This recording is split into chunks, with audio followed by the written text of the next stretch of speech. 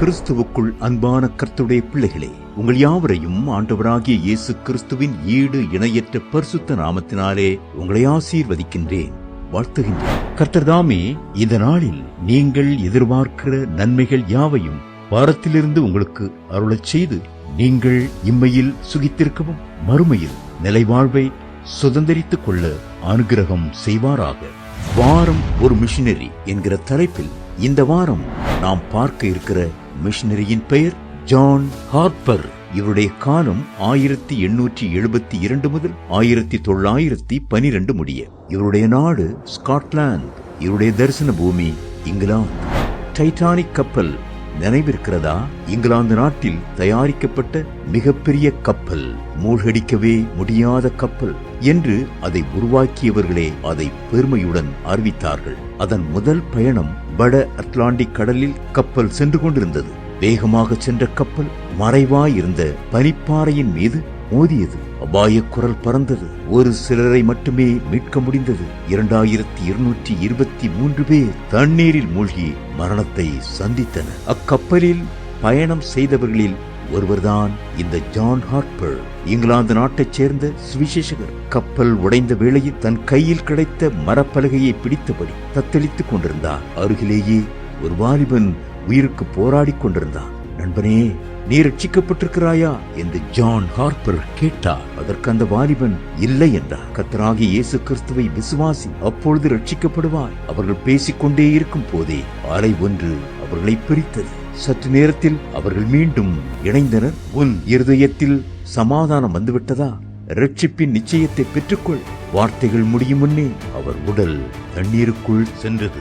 ஆண்டுகள் கடந்தன. கனடா நாட்டில் நடந்த எழுப்புதல் கூட்டத்தில் அவ்வாலிபன் ஜான் ஹார்ப்பர் இயேசுவுக்குள் வழிநடத்திய கடைசி ஆத்மா நான் தான் என்று அக்கடைசி நிகழ்ச்சியை உருக்கமாக கூறினார். ஜான் ஹார்ப்பர் தனது 17வது வயதில் தொடங்கிய நற்செய்தி ஊழியம் அவரது வாழ்வின் கடைசி மூச்சு வரை தொடர்ந்தது. பலர் வாழ்வை மாற்றியது. பிரியமானவர்களே, நீங்கள் பெற்ற ரட்சிப்பை இந்நிலையிலும் மற்றவர்களுடன் பகிர்ந்து கொள்கிறீர்களா?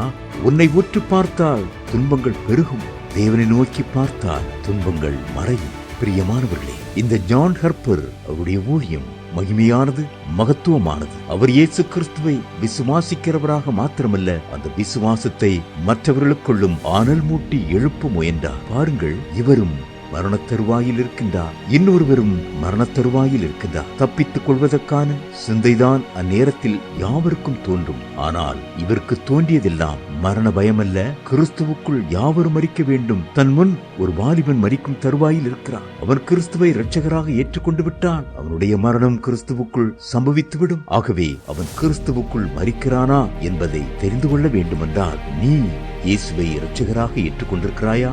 நீ பாவமர கழுவப்பட்டிருக்கிறாயா? ரட்சிப்பின் அனுபவம் உனக்கு இருக்கிறதா என்று கேட்கின்றனர். அவன் இல்லை என்றவுடனே ஒரு வரியில் இயேசுவை விசுவாசி, இன்றே ரட்சிக்கப்படுவாய் என்று சொல்லி அவர் தன் வாழ்வை அங்கே முடித்துக் கொள்கிறார். அந்த ஒரு வார்த்தையை கேட்ட வாலிபன் அந்த நொடி பொழுதே இயேசுவை இரட்சகராக ஏற்றுக்கொண்டார். கர்த்தர் இந்த வாலிபனை உயிரோடு காப்பாற்றினார். அந்த வாலிபன் தன் வாழ்நாள் முழுவதும் கர்த்தருக்காக ஊழியம் செய்து, இயேசு உயிரோடு இருக்கிறார், நான் மரணத்தின் கோர பிடியிலிருந்து என் மாம்ச பிரகாரமான ஜீவனை மாத்திரமல்ல, மரித்து போயிருந்த ஆன்மாவையும் கடலின் நீரிலே தத்தளித்துக் கொண்டிருந்த போது நான் உயிரோடு திரும்ப பெற்றுக் கொண்டேன். இன்று இந்த மாம்சமான இந்த சரீரமும் உயிரோடு இருக்கிறது. நித்திய வாழ்வுக்குள் போவதற்காக என் ஆன்மாவும் உயிரோடு இருக்கிறது என்று சாட்சி பகர்வதை பார்க்கிறோம். அன்பிற்குரியவர்களே, மரண பயம் யாருக்கு? ரட்சிக்கப்படாதவர்களுக்கு. ரட்சிக்கப்பட்டவர்களுக்கு மரணம் என்பது இந்த உலக வாழ்வை முடித்து நித்திய வாழ்வுக்குள் உயிர் பெறுவதுதான். அன்பிற்குரியவர்களே, இன்று உங்களுக்கு மரண பயம் இருக்கிறதா? நீங்கள் இயேசுவை எவ்விதமாய் விசுவாசிக்கிறீர்கள்? அவர்தான் இரட்சகர் என்பதிலே நீங்கள் உறுதியாக தரித்து நிற்கிறீர்களா? அப்படி இருப்பீர்கள் என்றால் இயேசுவை உண்மையில் இரட்சகர் என்று நீங்கள் இருதயத்திலே விசுவாசித்திருப்பீர்கள் என்றால் நீங்கள் அந்த நற்செய்தியை பலருக்கு அறிவித்துக் கொண்டிருப்பீர்கள். அதோடு மாத்திரமல்ல, மரணம் என்கிற பயம் உங்களுக்கு துளியும் இருக்காது. இதுவே நீங்கள் ரட்சிக்கப்பட்டதற்கான அடையாளம், கிறிஸ்துவுக்குள் வாழ்ந்து கொண்டிருப்பதற்கான அடையாளம். ஜான் ஹார்ப்பர் கிறிஸ்துவுக்குள் வாழ்ந்து கிறிஸ்துவுக்குள் மரித்தார். மரிக்கும் தருவாயில் ஒரு வாலிபனையும் அவன் ஆத்துமாவையும் அவன் ஆன்மாவையும் மரணத்திலிருந்தும் உயிரோடு மீட்டெடுத்தார். இயேசு கிறிஸ்து அந்த ஆத்துமாவை மீட்டெடுத்து தனக்கென்று தன் பணி செய்வதற்கென்று சாட்சியாக இந்த உலகத்தில் ஏற்படுத்தினார். அன்பானவர்களே, இயேசு கிறிஸ்துவை விசுவாசியுங்கள், அப்பொழுது ரட்சிக்கப்படுவீர்கள். மரண பயம் உங்களுக்கு ஒருபோதும் இருக்கவே இருக்காது. கர்த்தர் தாமே உங்களை ஆசீர்வதிப்பாராக. இந்த நாளின் தியானத்திற்குரிய வேத பகுதி என்னாகமம் 33ஆம் அதிகாரம், நீதிமொழிகள் 24ஆம் அதிகாரம், யோவான் 6ஆம் அதிகாரம்.